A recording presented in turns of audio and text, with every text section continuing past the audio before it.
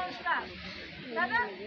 আরো সংস্কার আছে, যেমন ধরেন আমাদের শিক্ষা কমিশন, এটাও স্বাধীন থাকবে। আমাদের যে জনপ্রশাসন আছে তারা সরকারের তারা যে বেতন পান, যে স্কুল কলেজ জেলা প্রশাসক বা সিএসপি ডিসি যারাই বেতন পান, কার টাকা পান? জনগণের টাকা পান, জনগণের পয়সাতে তাদের দেওয়া হয়। কিন্তু ক্ষমতা খাটায় কারা? রাজনীতিবিদরা খাটায়। আমাদের যে প্রশাসনকে চালাতে চান কারা? রাজনীতিবিদরা। তারা বলে একে ধরো, একে মারো, অন্যায় করুক আর না করুক, তারা এইভাবে নির্দেশনা দিতে থাকেন। এটা করা যাবে না, এটাই হলো সংস্কার। ঠিক আছে?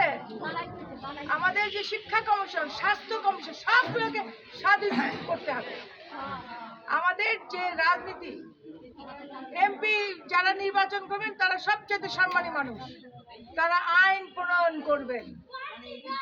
আর বাকিগুলো যে নির্বাচন, যেমন ধরেন ইউনিয়ন পরিষদের নির্বাচন হয়, জেলা পরিষদের নির্বাচন হয় না, তারপরে উপজেলা পরিষদের নির্বাচন হয়, পৌরসভার নির্বাচন হয়, এগুলো কোনো রাজনৈতিক দলের থাকবে না, ভোট থাকবে না। এরা নিরপেক্ষভাবে ইলেকশন করবে। এরা কোনো দলীয় মানে প্রতীকে নির্বাচন করতে পারবে না। তাহলে দেশে শান্তি স্থাপন করা যাবে। এটা হলো সংস্কার। এরকম আরো অনেক সংস্কার আছে যেগুলো হওয়া দরকার। যারা আমাদের ইউনিভার্সিটির ভাইস প্রিন্সিপাল, কেন তাদের যোগ্যতা নির্ধারণ করবে কে? শিক্ষা কমিশন। কিন্তু এটা রাজনীতিবিদরাই তারা তাদের পছন্দ মতো লোককে ইউনিভার্সিটির ভাইস চ্যান্সেলর বানায়, টিচার বানায়, যে কোনো জায়গায় নিচের দিকে বলেন, ইউনিয়ন পরিষদে, স্কুল কলেজে, সেখানে সমস্ত জায়গায় রাজনীতিবিদরা হাত ঘোরায়। এটা হওয়া উচিত কিনা বলেন? না, এটা হওয়া উচিত না। এটাই হলো সংস্কার। এই সংস্কার যদি চাই আমরা, তাহলে হ্যাঁ ভোট দিতে হবে। দুটা ভোট দিবেন। একজন আপনারা নির্বাচন করবেন এমপি, আর একটা হ্যাঁ ভোটে সিল দিবেন। হ্যাঁ ভোট ব্যানার দেখছেন আপনারা?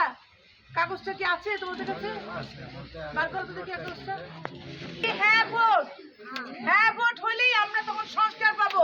তখন আপনারা সাধারণ মানুষের আপনাদের অধিকার বলবৎ থাকবে। কিন্তু যদি হ্যাঁ ভোট না দেন, গ্রামে ইউনিয়ন পরিষদের মেম্বার চেয়ারম্যানের অত্যাচার হবে। এই অত্যাচার থেকে যদি বাঁচতে চান আপনারা, তাহলে আপনাদের হ্যাঁ ভোট দিতে হবে। মেম্বারদের হাতে যাবেন না, আপনারা মেম্বারদের কথা শুনবেন না। জনগণের বক্তব্য, আপনাদের অধিকারের, প্রত্যেক মানুষের সমান অধিকার। রাস্তায় যে বিক্ষোভটা, তার সেও তো এই দেশের নাগরিক কিনা, তারও যে অধিকার, আমারও একই অধিকার। আমরা পারি নাই। 54 বছর দেশটা স্বাধীন হয়েছে, একটা মুক্তিযুদ্ধের মধ্যে দিয়ে দেশটা স্বাধীন হচ্ছে, কিন্তু আমরা আপনাদের 5টা চাহিদা পূরণ করতে পারি নাই। না শিক্ষার ব্যবস্থা করে দিতে পেরেছি, না স্বাস্থ্যের ব্যবস্থা, না বাসস্থান, না খাদ্য, কোনোটাই আপনাদের পরিপূর্ণভাবে দিতে পারি নাই। জনগণ আমরা পারি নাই। এইটি দেওয়ার জন্য যদি সংস্কার দরকার হয়, তাহলে আপনাদের কি করতে হবে? হ্যাঁ ভোট দিতে হবে। বলেন, হ্যাঁ ভোট দিতে হবে। তাহলেই আমরা আপনাদের অধিকার, আমাদের অধিকার আমরা আমাদের মুঠায় রাখতে পারবো। আমরা রাজনীতিবিদদের হাতে সব অধিকার দিয়ে দিব না। বুঝতে পেরেছেন কি বলেছি? আপনাদের বাড়িতে ভোটার কজন? স্বামী স্ত্রী 2 জন, ছেলে আছে, ছেলে বউ আছে, মেয়ে আছে, মেয়ে জামাই আছে, আত্মীয় স্বজন আছে। সবাইকে বোঝাবেন যে চলো যাই ভোট দেই। কোথায় দেই ভোট? এই যে হ্যাঁ আর না, হ্যাঁ চিনেন, করতে পারেন? হ্যাঁ উপরে আছে, হ্যাঁ ওখানে সিল দিবেন, সিল। এই যে এরকম থাকে, টিক চিহ্ন আছে, টিক চিহ্ন যেখানে আছে সেখানে সিল দিবেন। না যেখানে ক্রস, সেটা না, ওটা না। আর যেখানে এরকম টিক চিহ্ন আছে ওখানে সিল মারবেন। ঠিক আছে? সিল দিবেন, হ্যাঁ ভোটে সিল দিবেন। বলেন, ঠিক আছে? হ্যাঁ ভোটে সিল দিলেই আপনারা আপনাদের জায়গা ঠিক থাকতে পারবে। আপনার জমি কেউ জোর করে দখল করে নিতে পারবে না। এখানে রাজনীতিবিদদের হাত থাকবে না। একজনের জমি দখল করে নেয়, একজনের বাড়ি দখল করে নেয়, একজনের ছেলেকে জোর করে মিথ্যা কেসে ফাঁসায় দেয়, তাই না? এগুলো করা যাবে না তখন যদি আপনারা হ্যাঁ ভোটে সিল দেন। হ্যাঁ ভোট দিলে আমাদের অধিকার একটু শক্তিশালী হবে, মানুষের জনগণের অধিকার শক্তিশালী হবে। হ্যাঁ ভোটে সিল দিবেন। দিবেন কি? পেছনে যারা আছেন শুনতে পাচ্ছেন আমার কথা? হ্যাঁ ভোটে সিল দিবেন।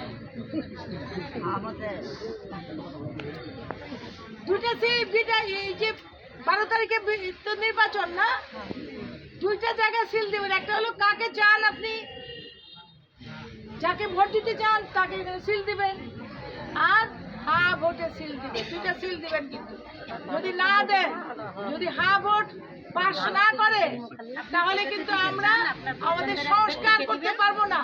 সংস্কার দরকার, আমাদের সমাজে সংস্কার দরকার।